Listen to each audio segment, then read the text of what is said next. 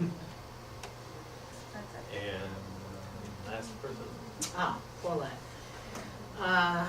Let's see. I have spent most of my life in the entertainment business, on the business side of it. I was a producer, primarily of commercials, promotional films, some worked on some documentaries, have worked on feature films. I'm a production manager in the Directors Guild, the UPM, was one of the first women in the Directors Guild. Boy, there's some heady stuff and names being mentioned here. My inspiration is the 1960s, I have to say, of which I lived through, and a lot of the energy and events, and I was a activist, I was an anti-war activist and all of that, and the sensibility of the 1960s, which was very idealistic by today's concepts of things, was really a more humane world, less based on dog eat dog than we're all dogs and let's try to make this more enjoyable and no one's better than the next. I suppose an inspiration to me a while ago was Marshall McLuhan, and that whole media and the changing roles of the media, and now I'm very inspired by, although a little bit taken with a grain of salt, a little bit leery of the social networking and the capabilities of the internet to spread information, to propagandize, and I don't say that necessarily in a negative way, to influence. And another thing that I'm very interested in personally and has been very inspiring to me, and I'd like to see implemented in this country, is the concept that's been increasingly successful, obviously the economic concept of microfinancing. That's huge to me. I mean, I want to see that. I want to see Obama set up a whole office for that. So that's Great. Thank you very much. And thank you again, everyone, for giving us these insights into your heart, not just your resume. Nice to see a little of the ordinary surface. Thank you. And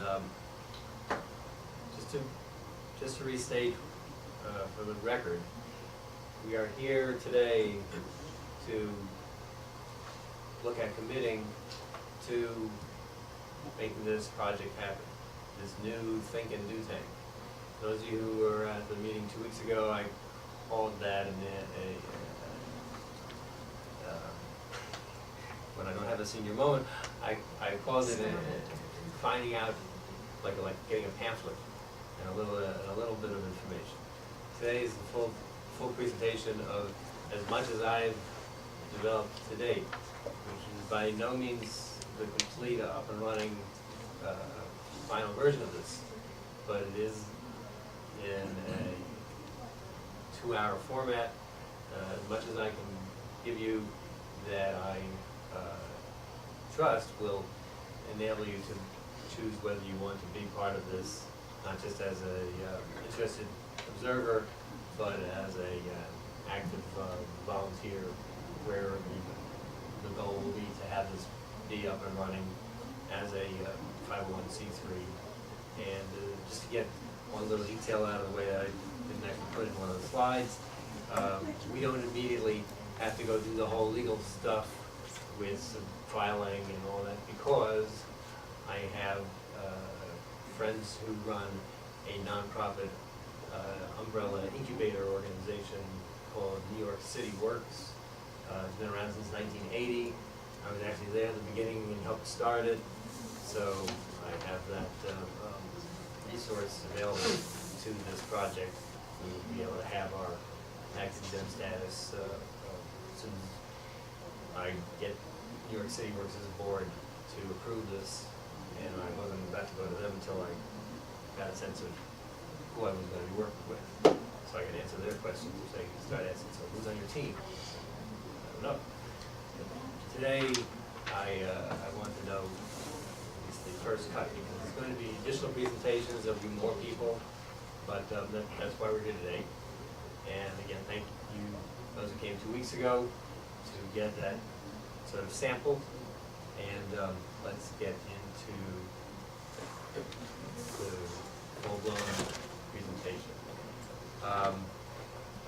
There's a lot of good, but why is this not enough?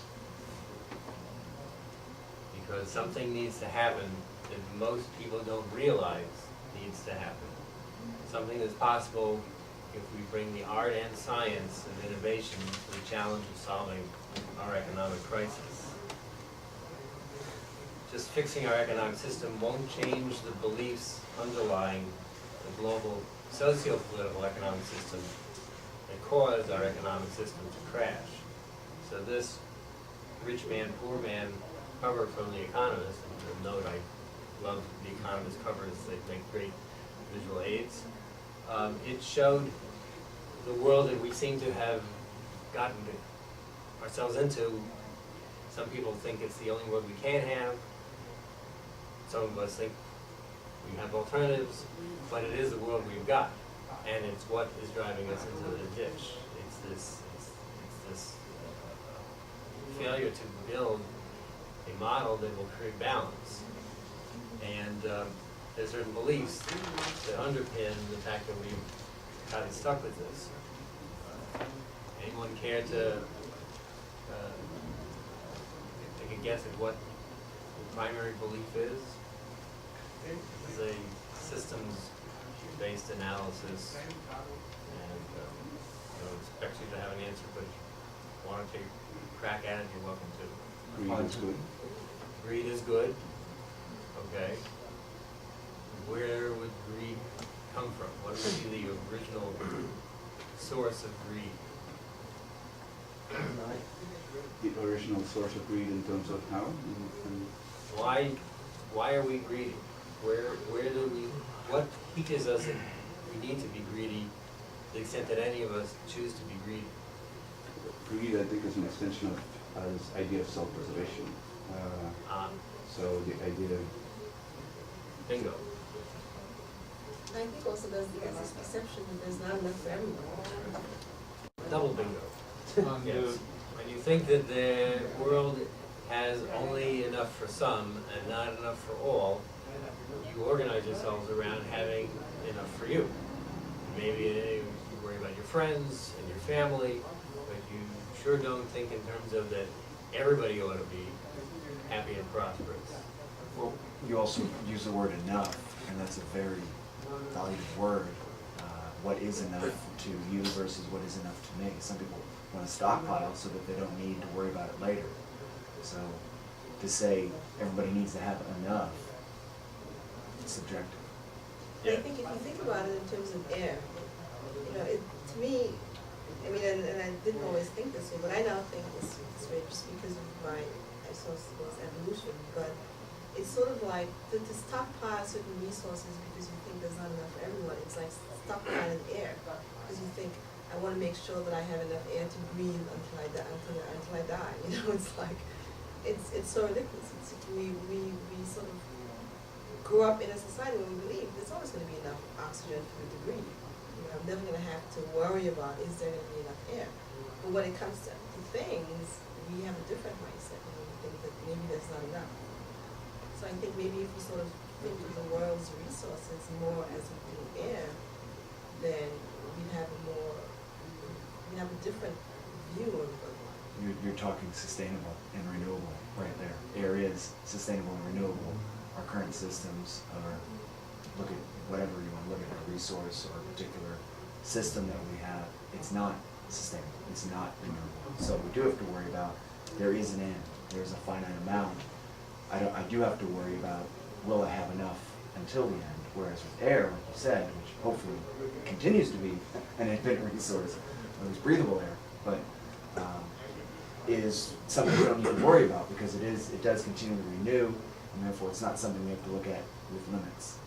Because I grew up in I'm going to keep us on track here because the whole limits versus expanding pie, that is a large conversation, valuable conversation.